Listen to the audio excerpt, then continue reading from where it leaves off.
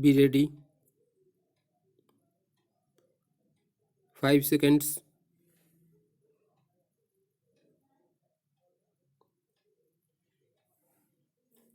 Start.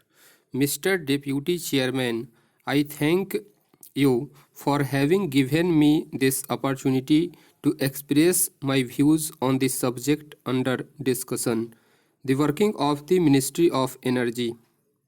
Since the honorable member who spoke before took exactly 30 minutes since this is my maiden speech, I would request you, sir, to give me at least 15 minutes. At the outset, I wish to assure you, sir, and all the honorable members here that I am fully aware of the novel traditions of this august assembly, which, since its inception, has been and continues to be a meeting place of some of the finest intellects in our country, of scholars, statesmen, and towering personalities who have distinguished themselves in diverse fields. Much comments has been made in the press recently about the present infusion of young blood into this house of elders. I hasten to reassure you, sir, and all the senior members here that they need harbor no apprehension on this score. I give you my solemn word that I shall never fail to uphold the dignity, prestige, and decorum of the Rajya Sabha, and I shall do nothing to detract from the House that has been added to it by the luminous personalities who have graced these hallowed portals, who are no longer with us, and to whom I pay my respectful homage as a new entrant.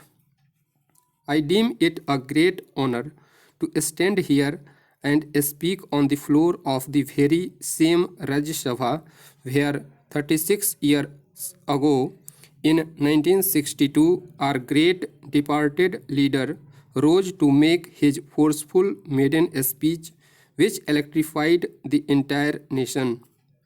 While electrified the whole country with his maiden speech, the theme of my maiden speech today is going to be dedicated mainly to the subject of electricity.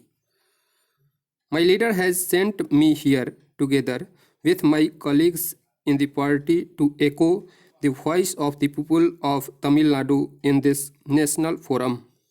In particular, I have come here as the representative of the weaker sections of our society, the toiling masses, the crores of humble workers, to give oral manifestation to their feelings and legitimate desires and make them known to the rest of the country.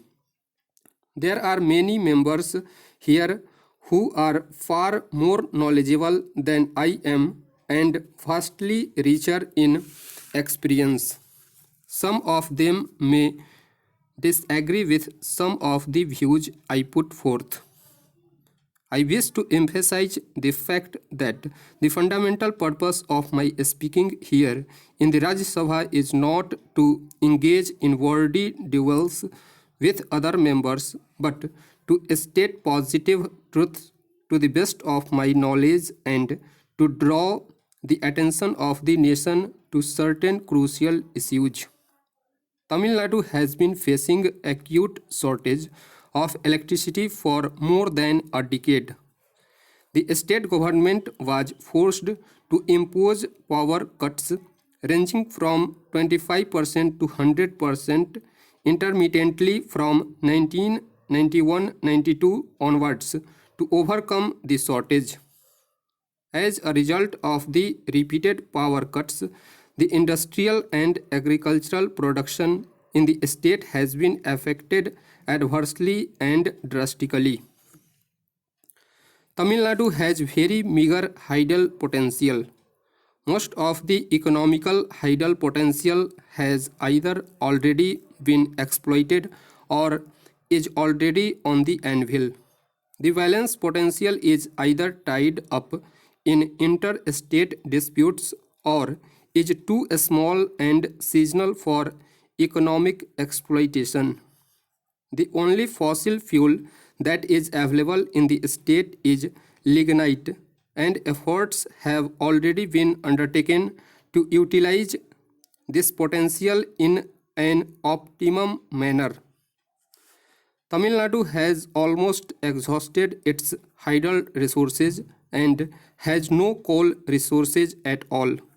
For setting up more coal waste thermal stations, there are formidable constraints in that coal has to be hauled over long distances, either from Andhra Pradesh or from Bengal or Bihar, rendering the cost too high and the availability of coal uncertain. It was in this context that the state government passed for the location of a nuclear plant in the state, and the government of India was kind enough to concede the demand by sanctioning the Madras Atomic Power Project with a capacity of 235 megawatt in 1967. Later in 18th 5-year plan, the second unit, also with a generation capacity of 235 megawatt, was also sanctioned. At the time, there was a clear understanding between the state and the central governments that the entire output from Kalpapuram would be allocated solely to Tamil Nadu to meet the urgent and pressing needs of the state. In the year 1988, when the necessary lands were acquired for the project, the government of Tamil Nadu agreed to make available, free of cost, 2,500 acres of land required for the project.